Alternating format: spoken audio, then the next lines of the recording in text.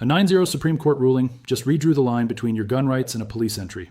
It came out of a welfare check, not a robbery, not a drug raid, and that's why it slipped under the radar. If you keep a firearm in your car, in your house, or near your bed, this new rule can reach you fast. Quick question, are you subscribed yet? If not, hit subscribe right now. You're going to want to be here for every part of what I'm about to break down. The case came from Montana, and the biggest shock was not just the result. It was the vote. All 9 justices agreed. No split, no gray area, no narrow win hanging on one swing vote.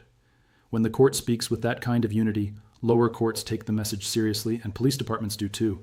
That means this is not some side argument buried in legal paperwork. It's a rule judges across the country can lean on right now.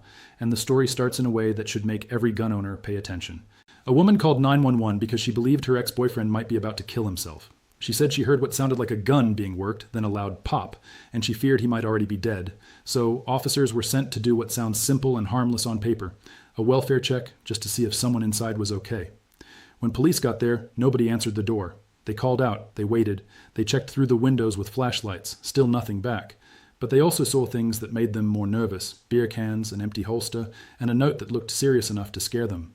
Before I show you why that lowest standard reaches your driveway, quick question. Subscribed yet? You're going to want notifications on for this. After waiting outside for a long stretch, the officers made a choice that changed everything. They geared up, forced the door, and went inside without a warrant from a judge. A warrant is just a judge's written permission slip.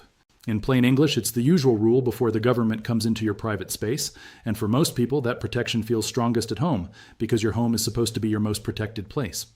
Inside, they found the man upstairs in a closet. An officer saw a dark shape near his waist, thought it might be a gun, and fired. The object was not the gun. The real handgun was found nearby later, and the man survived the shot. Then came the next part of the fight, whether the officers should have been in that house at all. His side argued that the whole entry was illegal from the start.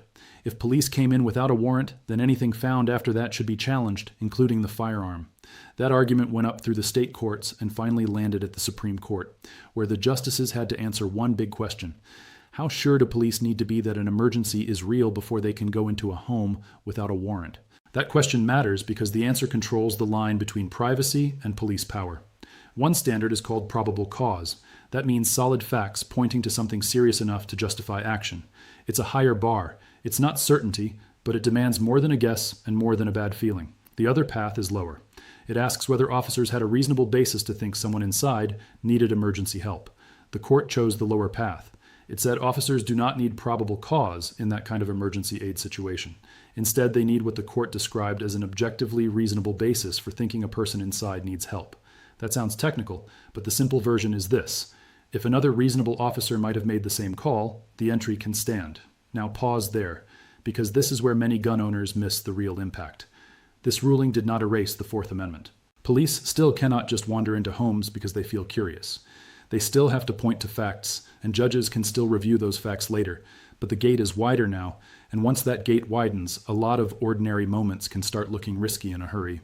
Think about how everyday life actually works.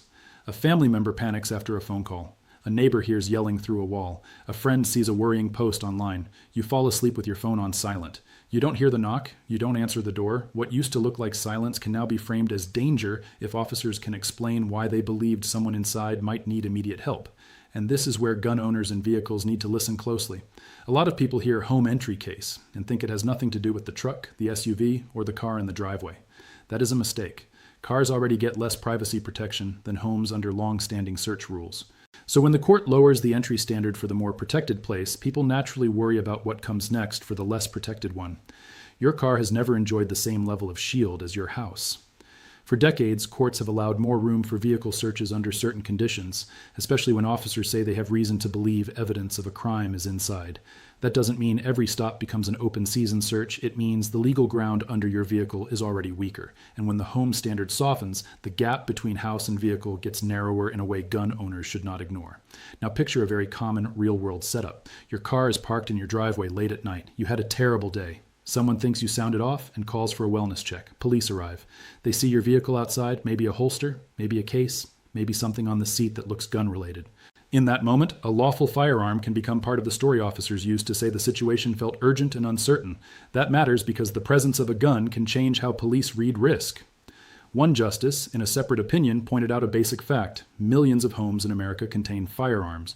But instead of calming the issue, that fact can raise tension during a welfare check because officers may treat a gun as a danger sign, even when ownership is completely lawful. Let me ask you something. If you care about your rights, hit that subscribe button. I'll wait. The problem is not just what officers think in the moment. The problem is who reviews that moment later. Judges do, and judges now review it through a fresh Supreme Court rule that gives officers more room to explain an emergency. So even if you feel the entry was unfair, the legal lens has changed before your case even begins. That is why this ruling matters so much more than a headline about one bad night in one house in Montana.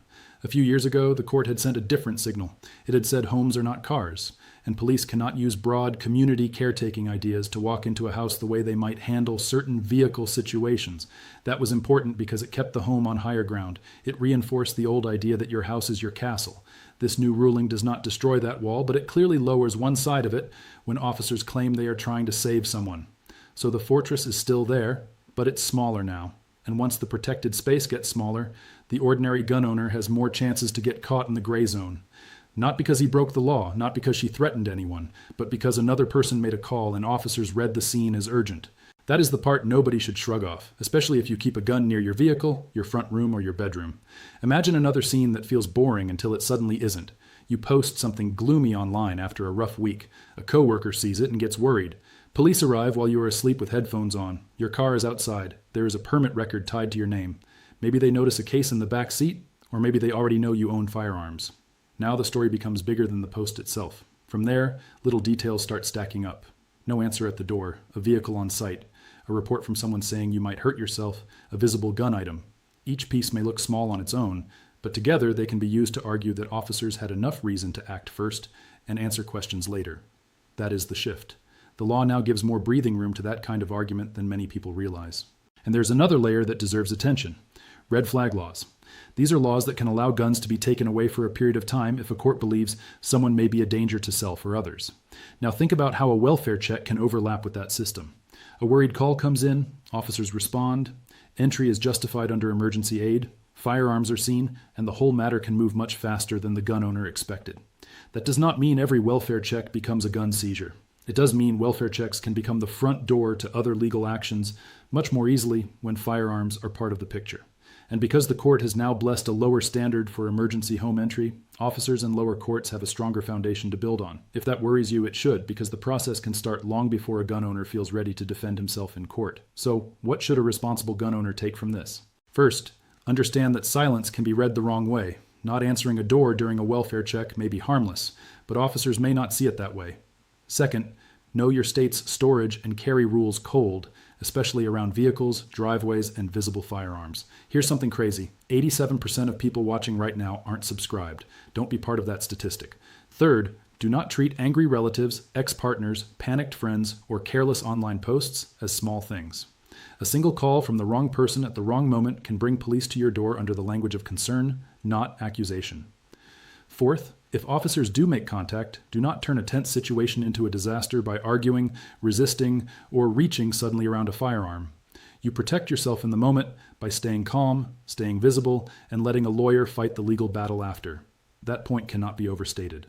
If officers are already entering with fear in the air, a gun owner's worst move is to add motion, confusion, or defiance to that scene. You may believe the entry is illegal. You may later be right. But roadside or doorway arguments do not settle constitutional questions. They only raise the odds that someone gets hurt before the real fight even begins. Afterward, details matter. Write down the time, what was said, who was there, and what officers claimed they were responding to. If you can safely get badge numbers, names, or incident numbers later, do it. Preserve camera footage if you have it. When rights cases are argued, memory fades fast, but written details and saved records can make a major difference. This is also a reminder that responsible carry is not just about owning the right gear. It is about thinking through how your setup looks to someone else during a stressed and fast-moving moment. A legal gun on a seat, an open case in plain view, or sloppy storage in a car can all make a welfare check more tense. The law may allow something, but smart judgment still matters if you want to reduce confusion and lower the chance of escalation. None of this means lawful owners should live in fear. It means they should stop pretending the legal landscape is frozen in place. It is moving, and this ruling moved it. The change is not loud in the way a new ban is loud. It is quieter than that, which is why it's easy to miss. But quiet changes can be the ones that matter most because people keep acting under old assumptions after the ground has already shifted. And to be fair, there is a reason emergency aid rules exist at all. Sometimes officers really do arrive in time to save a life. Sometimes a forced entry is the difference between rescue and tragedy. Most people can accept that. The hard part is that a rule made for true emergencies can also cover shaky calls, bad information, and rushed judgments. That is where lawful gun owners can get trapped between the Second Amendment and the Fourth Amendment without seeing it coming. The Second Amendment protects the right to keep and bear arms. The Fourth Amendment protects people against unreasonable searches and entries by the government. This ruling did not cancel either right, but it pushed them closer together into a tighter, more dangerous space where one can affect the other fast. If officers say they are entering to protect life, your lawful firearm can become part of the reason the encounter grows more intense. That is the real takeaway tonight. A unanimous Supreme Court ruling turned a welfare check into a nationwide warning for anyone who owns guns, keeps one in the car, or relies on the privacy of the home. The line is still there, but it has moved, and if you do not know where it sits now, you could step over it without ever meaning to. Stay sharp, stay responsible, and never assume the rights you had yesterday will be read the same way tomorrow.